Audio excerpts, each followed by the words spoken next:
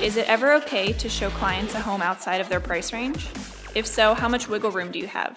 I often showed homes outside my buyer's price range when two things happened. One, I couldn't find inventory, right? So if we have no inventory, I have to get creative. And number two, if I knew that the house was sitting on the market for a while and I knew I can get that price down and I've already pre-talked to the listing agent. Let me give you an example.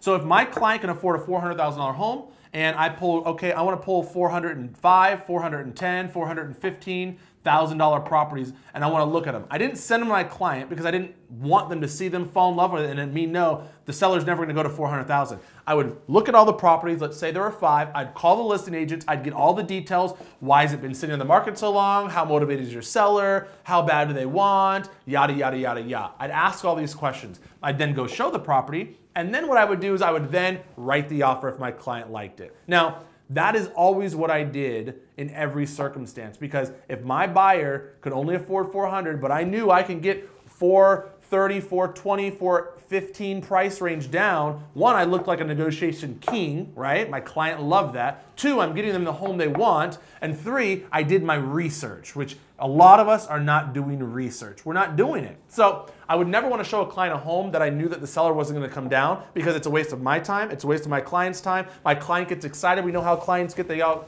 touchy-feely and get all excited that, ooh, we're going to get this house, when the expectation is, I already know they're not. The seller and listing agent told me there's no way they're coming down to this price. Now, let's take a step back.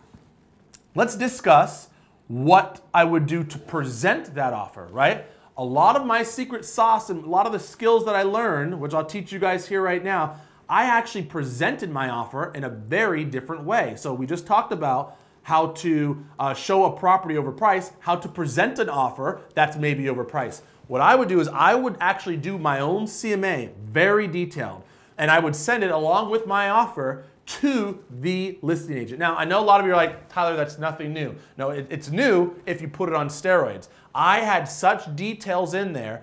I pretty much had it so the listing agent can take it, give it to their seller, and it was a reality check. Most listing agents out there, after I talk to them, they're like, yeah, my seller, I'm trying to get them to come down. It's like, oh, I'm gonna get them to come down. I'm gonna give them a killer CMA. I'm gonna send a very long email where you can pretty much forward it, and they'll be like, wow, this agent's right. But the problem is the listing agents most likely aren't giving the good advice to their sellers. So I always had to do it. In some cases, I really wanted to ask them for a referral fee because I was doing 2 jobs. It truly was. I was representing my buyer, doing a great job there. And then I was giving comps to the listing agent and pretty much giving him a way where he can forward it to his seller, where they actually come to reality and come down to the price their house should be worth.